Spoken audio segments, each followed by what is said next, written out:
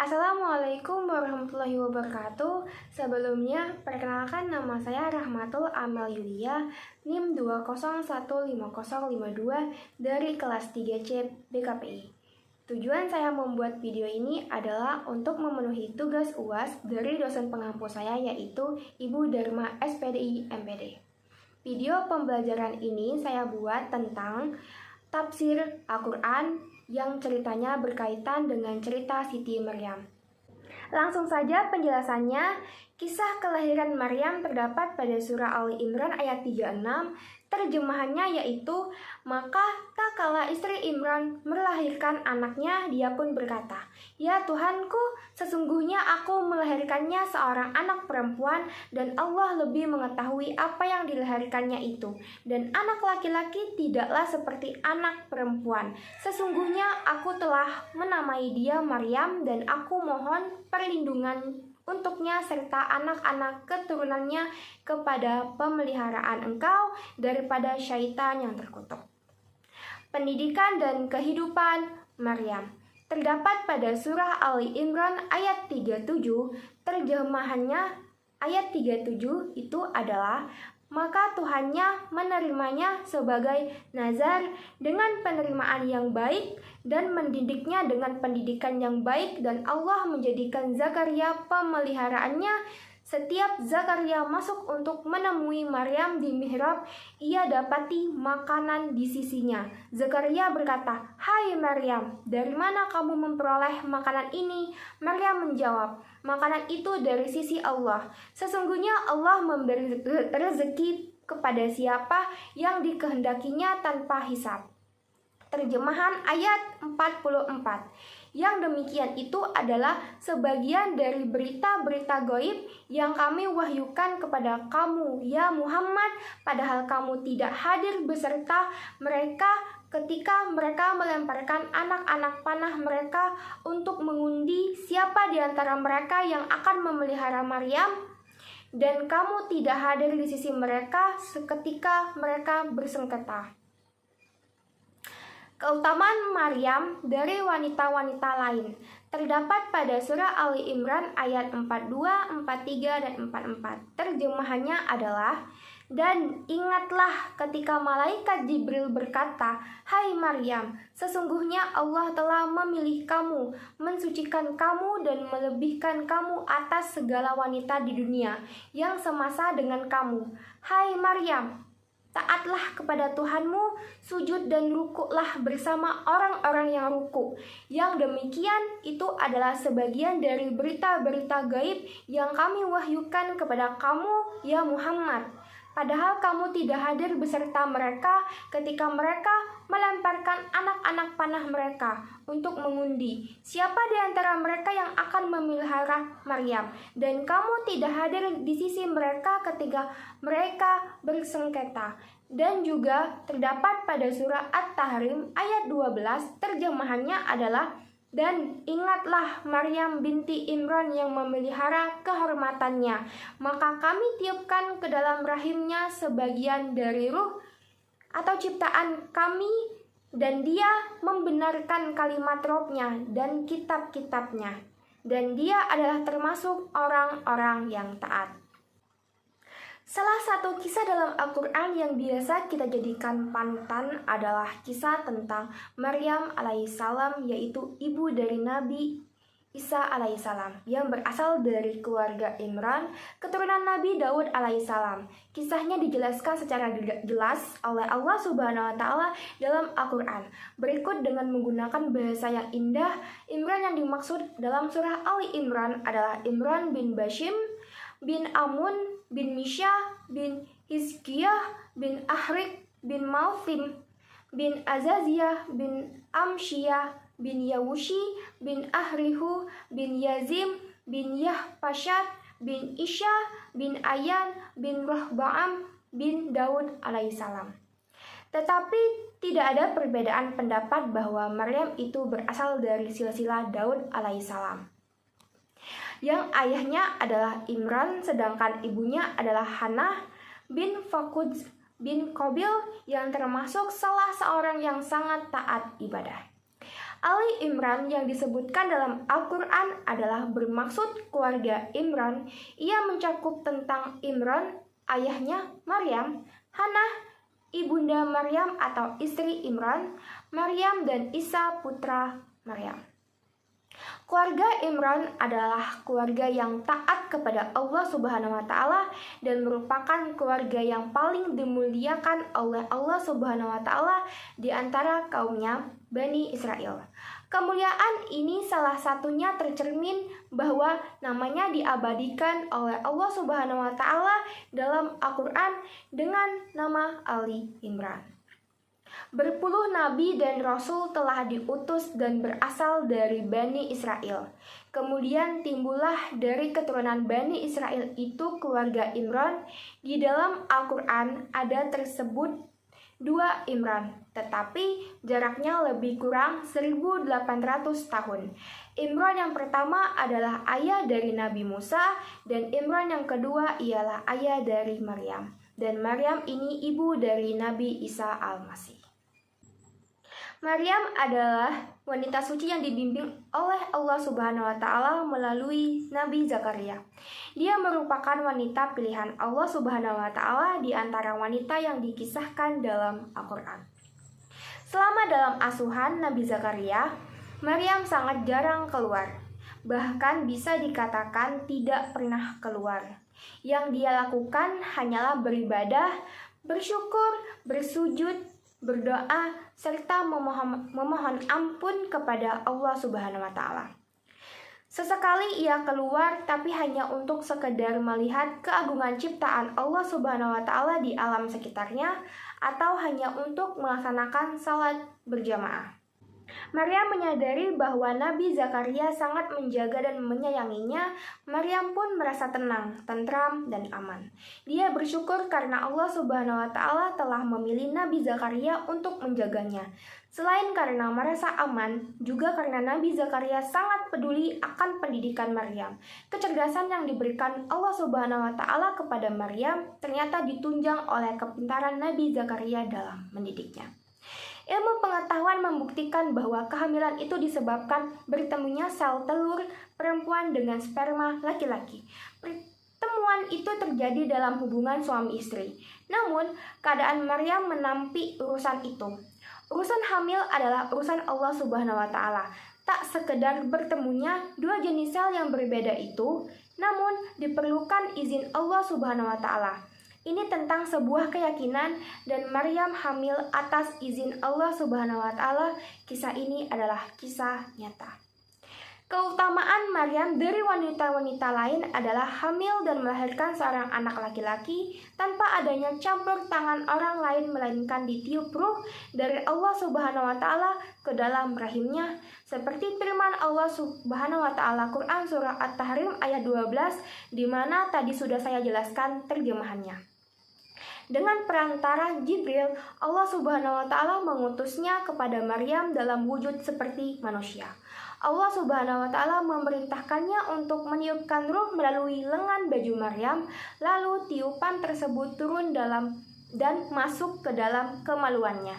Dari situlah kehamilan Nabi Isa terjadi. Allah Subhanahu wa taala membenarkan ketentuan qadari dan ketentuan syar'inya. Ini adalah suatu peristiwa yang tidak biasanya terjadi, yang tidak dapat dibayangkan oleh Maryam. Tapi mudah bagi Allah Subhanahu wa taala yang memiliki kemampuan, jika dia berkata jadilah maka jadilah ia. Segala sesuatu baginya adalah mudah. Maka Maryam pun berserah diri terhadap ketentuan Allah Subhanahu wa taala. Allah Subhanahu wa taala menciptakan Isa alaihissalam dari seorang wanita tanpa melalui proses pernikahan dengan seorang laki-laki.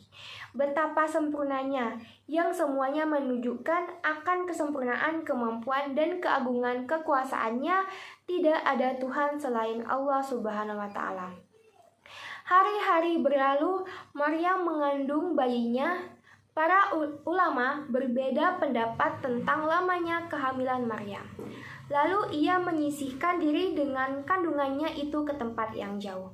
Yang demikian itu karena ketika Maryam hamil, dia mengalami perubahan fisik di mana perutnya semakin membesar, dan ia pun menyadari bahwasannya banyak orang yang bertanya-tanya sekaligus membicarakan dirinya. Manusia yang pertama kali mengetahui tanda-tanda kehamilan Maryam adalah seorang ahli ibadah dari kalangan Bani Israel yang bernama Yusuf bin Yakub an-Najjar. Ia adalah anak paman Maryam. Keheranan Yusuf itu sangat beralasan, karena selama ini yang ia tahu Maryam adalah wanita yang suci, kuat beribadah, dan ternyata Maryam bisa hamil sedang ia belum pernah menikah. Lalu pada suatu hari Yusuf mendatangi Maryam dan bertanya, "Wahai Maryam, adakah tanaman yang tumbuh tanpa adanya biji?" Maryam menjawab, "Ya, ada." Lalu siapakah yang menciptakan tanaman pertama kali? Kemudian Yusuf berkata, "Lalu adakah seorang anak itu bisa lahir tanpa adanya suami?" Maryam menjawab, "Ya, ada. Sesungguhnya Allah Subhanahu wa Ta'ala telah menciptakan Adam alaihissalam tanpa adanya melalui proses pertemuan orang laki-laki dan perempuan." Yusuf berkata, "Karenanya beritahukanlah kepadaku berita yang sesungguhnya terjadi padamu." Maka Maryam pun menjawab, "Sesungguhnya Allah Subhanahu wa Ta'ala telah memberikan aku kabar gembira tentang anak yang bakal lahir dari rahimku dengan kalimat yang datang daripadanya, namanya Al-Masih Isa, putra Maryam, seorang termukaka di dunia dan di akhirat dan termasuk orang-orang yang didekatkan kepada Allah, dan dia berbicara dengan manusia dalam buayan dan ketika sudah dewasa, dan dia adalah termasuk orang-orang yang saleh. Quran Surah Ali Imran ayat 45-46. Dan ceritalah kisah Maryam di dalam Al-Quran, yaitu ketika ia menjauhkan diri dari keluarganya ke suatu tempat di sebelah timur. Para ulama menetapkan bahwa tempat tersebut berjarak dengan mihrab sejauh 7 mil. Inilah pendapat yang kami dapat menerimanya dengan tenang. Maryam menyadari bahwa dia akan mendapatkan ujian dan cobaan dengan anak yang dilahirkannya ini. Orang-orang akan mendakapinya tidak sebagaimana mestinya. Mereka tidak akan mempercayai kabar yang disampaikannya, padahal sebelumnya mereka mengenalnya sebagai wanita yang taat dan tekun beribadah. Mereka akan menuduhnya telah berubah menjadi wanita pelacur dan penzina. Maryam pun berkata, "Aduhai, alangkah baiknya aku mati sebelum ini." Maksudnya sebelum keadaan ini. "Dan aku menjadi barang yang tidak berarti, lagi dilupakan," maksudnya tidak diciptakan, "dan aku tidak menjadi sesuatu apapun." Ini disampaikan oleh Ibnu Abbas radhiyallahu. Qatadah berkata, "Dan aku menjadi barang yang tidak berarti, lagi dilupakan," maksudnya sesuatu yang tidak dikenal, tidak disebutkan, dan tidak diketahui oleh siapapun. Punggung yang bersandar di pangkal pohon kurma tersebut secara tidak langsung akan terus-menerus menekan titik syaraf di tulang belakang. Pohon kurma yang permukaannya kasar akan membantu memijat daerah punggung. Punggung yang terasa dipijat itu memberikan manfaat dalam persalinan. Dalam proses persalinan tak maju, maka suami akan dianjurkan untuk memijat titik-titik penyandaran karena ini adalah tempat kumpulan syaraf yang memacu hormon oksitosin. Hormon ini membantu proses pembukaan leher rahim dalam persalinan. Selain itu, posisi bersandar juga membantu penurunan kepala janin untuk mencapai dasar panggul. Gaya gravitasi akan banyak bekerja ketika posisi ibu bersandar atau setengah duduk ini. Gaya ini akan membantu penurunan kepala bayi sesuai dengan hukum alam. Kepala sebagai bagian terbesar dan terberat janin akan mengikuti arah gravitasi dan turun ke dasar panggul. Maka Jibril menyerunya dari tempat yang rendah, "Janganlah kamu bersedih hati, sesungguhnya Tuhanmu telah menjadikan anak sungai di bawahmu, dan goyanglah pangkal pohon kurma itu ke arahmu, niscaya pohon itu akan menggugurkan buah kurma yang masak kepadamu." Maka makan, minum, dan bersenang hatilah kamu. Jika kamu melihat seorang manusia, maka katakanlah, sesungguhnya aku telah bernazar berpuasa untuk Tuhan yang Maha Pemurah, maka aku tidak akan berbicara dengan seorang manusia pun pada hari ini. Quran Surah Maryam ayat 24-26. Kesedihan Maryam terobati dengan kedatangan malaikat Jibril yang menghiburkannya, membesarkan jiwanya, menyampaikan berita gembira dan memberi kekuatan di saat Maryam hampir melepaskan semua harapannya. Jibril membuka jalannya. Jibril menemani Maryam selama persalinannya. Jibril menjadi penolong dan memberi semangat hingga akhirnya terlahirlah bayi Isa alaihissalam dengan selamat. Jibril menjalankan tugas dengan perintah, bimbingan, serta pengawasan Allah Subhanahu wa Ta'ala. Jibril menyeru dari tempat yang rendah. Hal itu menggambarkan bagaimana seorang penolong persalinan harus berada dekat dan seringkali dalam posisi badan yang lebih rendah dari ibu yang bersalin. Hal ini tentu dimaksudkan agar penolong dapat melayani ibu dengan baik, terutama untuk menerima bayi yang lahir. Ia juga menggambarkan bagaimana seorang penolong persalinan membimbing ibu yang bersalin, mempergunakan suara yang lembut dengan nada suara rendah karena bimbingan yang lembut akan lebih mudah diterima hati. Ia juga membantu ibu mencapai relaksasi sehingga dapat menikmati semua rasa yang ada. Sesungguhnya Maryam dapat bersalin seorang diri tanpa siapapun, juga tanpa Jibril. Jibril tidak menyentuh Maryam, bahkan ada jarak antara mereka. Jibril hanya berkata-kata dan tidak mengambil tindakan apapun kecuali berkata. Kedatangan Jibril sangat membantu persalinan Maryam terlebih bermakna. Ada yang mengingatkan, memberitahu, dan memberi semangat. Kata-kata bekerja lebih cepat daripada tindakan apapun. Otak akan cepat menyambut stimulus kata-kata itu dan memprosesnya dengan hitungan super detik. Dalam persalinan, kata-kata dari orang terpercaya sebenarnya dialah seorang pendamping dan penolong persalinan.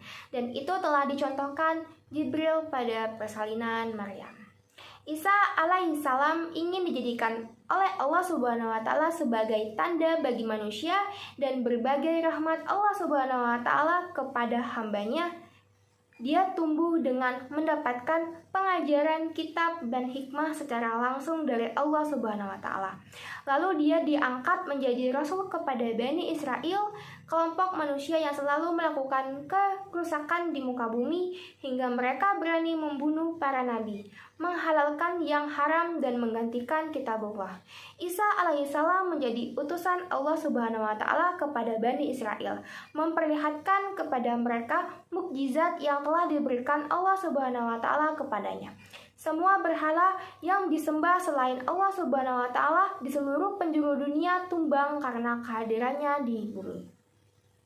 Sebelum waktu nifas selesai, Maryam membawa Isa alaihissalam kembali kepada kaumnya. Allah Subhanahu wa Ta'ala berfirman, maka Maryam membawa anak itu kepada kaumnya dengan menggendongnya. Kaumnya berkata, "Hai Maryam, sesungguhnya kamu telah melakukan sesuatu yang sangat mungkar.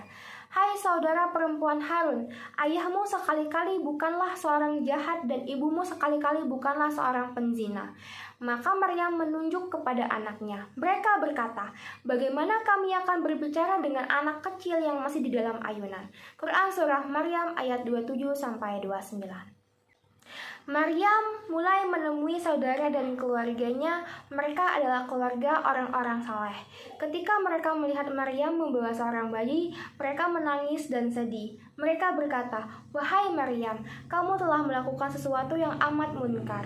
Berbagai pertanyaan mengalir kepada Maryam. Dari manakah anak bayi ini? Lalu Maryam mengatakan, apakah mukjizat telah mengisahkan masalah ini? Tidak, Maryam menunjuk bayinya karena dialah saksi satu-satunya akan kesucian, kebebasan Maryam dan kebenaran imannya. Dengan kekuasaan Allah Subhanahu wa Ta'ala, bayi itu dapat berbicara. Allah Subhanahu wa Ta'ala berfirman berkata, Isa, sesungguhnya aku ini hamba Allah Subhanahu wa Ta'ala. Dia memberiku Alkitab, Injil, dan Dia menjadikan aku seorang nabi, dan Dia menjadikan aku seorang yang diberkati di mana saja aku berada. Dan Dia memerintahkan kepadaku mendirikan salat dan menunaikan zakat selama aku hidup, dan berbakti kepada ibuku, dan Dia tidak menjadikan aku seorang yang sombong lagi celaka. Dan kesejahteraan semoga dilimpahkan kepadaku pada hari aku dilahirkan, pada hari aku meninggal, dan pada hari aku dibangkitkan hidup kembali. Quran Surah Maryam ayat 30-33. Penduduk pun langsung diam 1000 bahasa. Tergulung lidah mereka setelah menuduh berbuat yang tidak dan menebarkan aib. Semua orang tercengang atas apa yang dikatakan oleh sang bayi. Sampai setelah tuntas nazar, Maryam pun tidak berbicara. Orang-orang lalu berkumpul mengerubung, semua terpegun menyimak apa yang dikatakan Maryam tentang malaikat dan segala hal yang berkaitan dengan anaknya Isa alaihissalam. Seketika itu orang-orang pun puas dan percaya bahwa Maryam suci tak ternoda. Itulah tadi penjelasan dari saya tentang pembelajaran tafsir Al-Quran yang terkait dengan cerita Siti Maryam. Semoga dapat dipahami penjelasannya. Apabila ada penjelasan yang kurang, saya mohon maaf karena saya hanya manusia biasa yang tak luput dari kesalahan. Sekian, terima kasih. Saya akhiri. Wassalamualaikum warahmatullahi wabarakatuh.